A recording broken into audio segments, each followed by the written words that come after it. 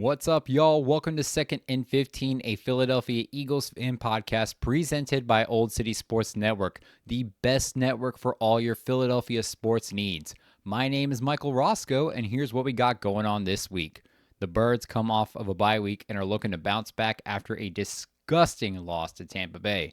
We'll talk about news from the bye week, including returns and a sudden departure, as well as what we need to do to get a win over Cleveland this Sunday. This episode, the entire 2nd and 15, a Philadelphia Eagles fan podcast, and Old City Sports Network are sponsored by Righteous Felon Craft Jerky.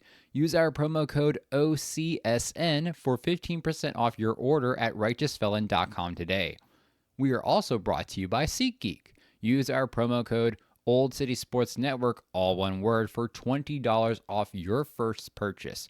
And if you cannot make your event for whatever reason, SeatGeek will credit your purchase towards your next event. 2nd and 15 and Old City Sports Network are also brought to you by Decals by Aaron and Warlord Beard Oil. Head on over to warlordbeardoil.com and use promo code OLDSPORTS, all caps, for 15% off your beard oils, lotions, apparel, and so much more. Finally, head on over to our site, oldcitysports.com, to help contribute to the production of the podcast and the network as a whole by purchasing some of our awesome merch. We have glassware, hoodies, flags, and more. Right now, our show has short sleeve t-shirts, long sleeve t-shirts, and hoodies, a great addition as the weather's getting cold outside, for between $20 and $30. A basic hoodie will run you around the same price, so why not purchase one of ours with an awesome logo design today? We've been selling merch across the country. We can ship near, far, and wherever you are. Clothing comes in 4 to 5 awesome colors such as black, white, forest green, gray, and more. All right, let's move on to the Eagles news and discussions. Starting with bye week woes. With the bye week, the mental health of Eagles fans was intact since we didn't have to watch our team implode at the hands of our coaching staff doing stupid shit yet again. However, we can't even get a win during the bye week. How, do you ask?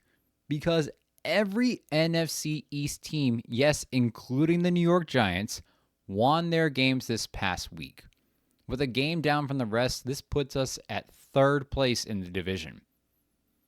3rd. I can't even remember a last time we were 3rd in the division. Now, yes, the others will have bye weeks as well, and we can win other games and catch up to that and get out of 3rd place. But man, that feeling alone just kind of sucks. I know it's early. Don't get me wrong. I know it's early. But I believe so many fans had higher hopes for this team going into the season, but being in a 2-2 position the way we've been playing and at 3rd place in the division ain't giving fans much hope right now. The current leader of the division is none other than the Washington Commanders, who are 4-1. The Eagles need to step up and step up now if they have any chance at stealing the division away from this sudden powerhouse of a Washington football team. That kind of came as a shock to me. But anyway, let's move on. We got some returns to talk about, y'all.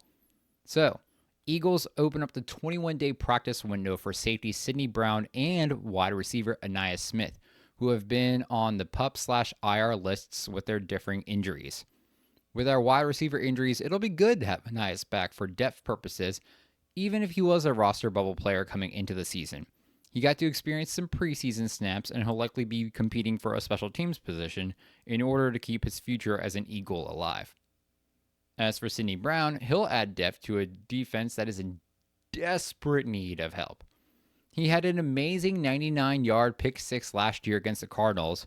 However, he ended up tearing his ACL not too long after that, in a game that he probably didn't even need to play in. Now, nearly 9 to 10 months later, we'll get to see him back in action, hopefully. There's been lots of talks about Cooper DeJean getting reps at the nickel since things don't seem to be going too well for Avonte Maddox. And as of today, I think, there appears to be confirmation that he will start in the nickel over Maddox. Honestly, thank God.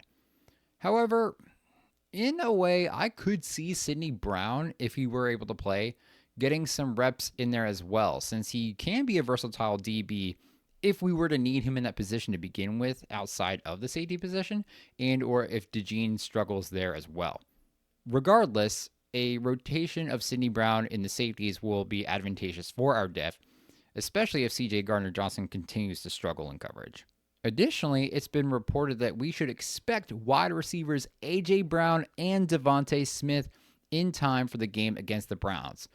Normally, I'd be like, it's the Browns. What's one more week for the guys to come back and be even healthier? But not this time around, because we are not doing that good, and we need to win, damn it. We can do that with Brown and Smith in the lineup. The Eagles need some confidence and momentum coming out of this bye week, and having those two back in the lineup is going to help out with that for sure. In other Eagles news, we got a departure to talk about. I think most of y'all have seen this by now, but in a sudden but not so surprising move, after not playing a single snap for the team this season, the Birds released linebacker Devin White on Tuesday.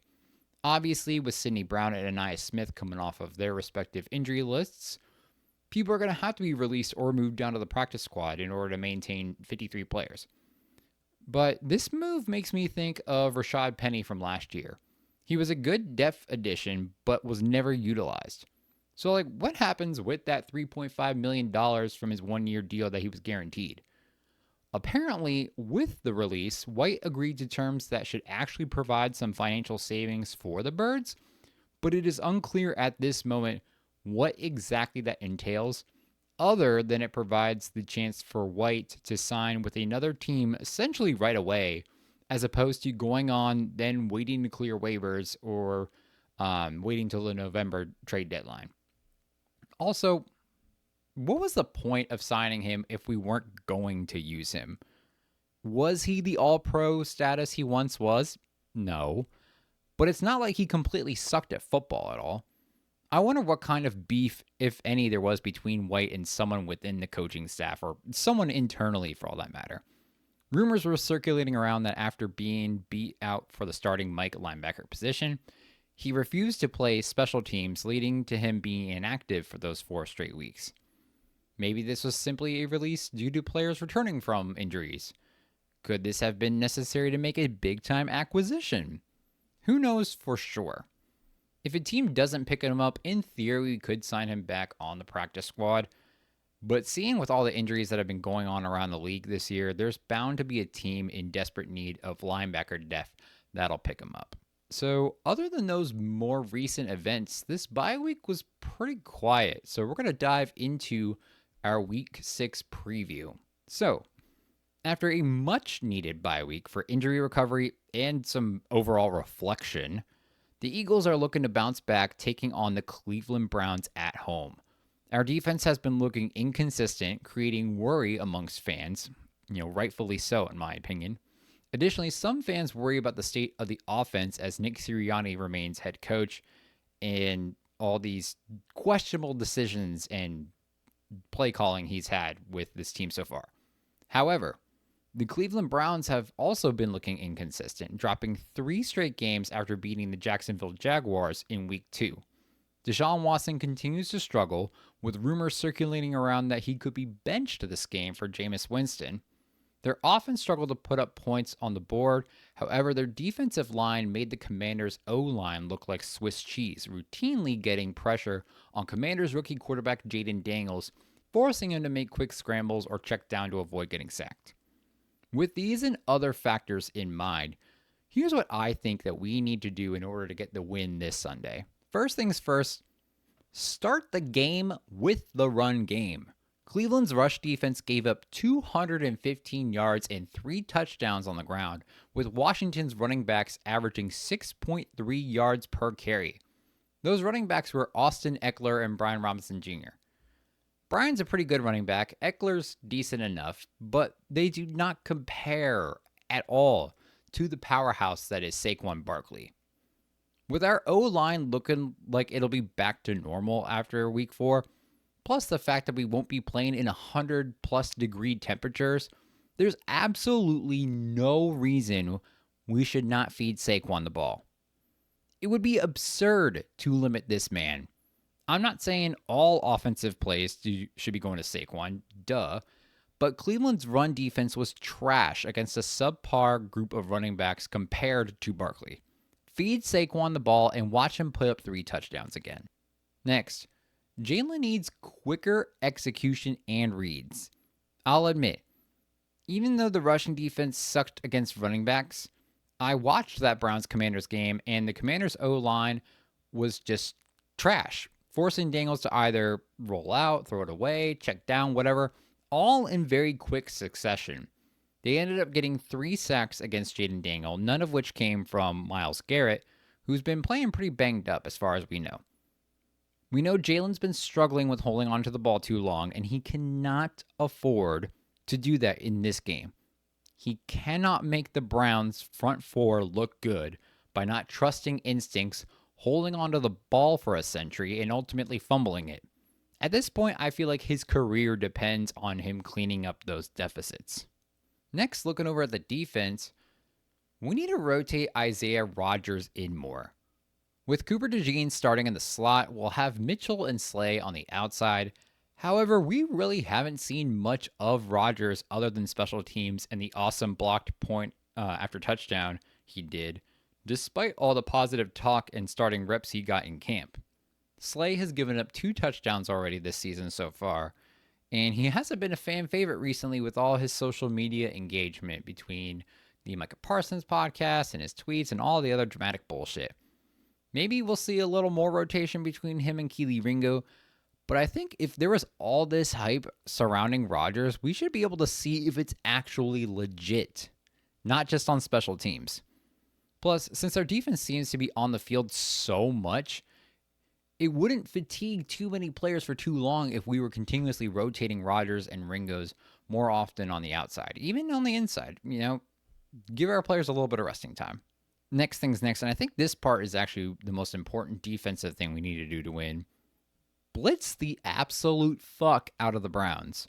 Bring the linebackers up, roll a safety out of the box. I don't give a shit how you do it. Just blitz these motherfuckers into the ground. Deshaun Watson has been struggling in the pass game, going 15 for 28 for 125 yards in week 5. He's overthrowing his receivers, holding onto the ball too long. Does that sound familiar?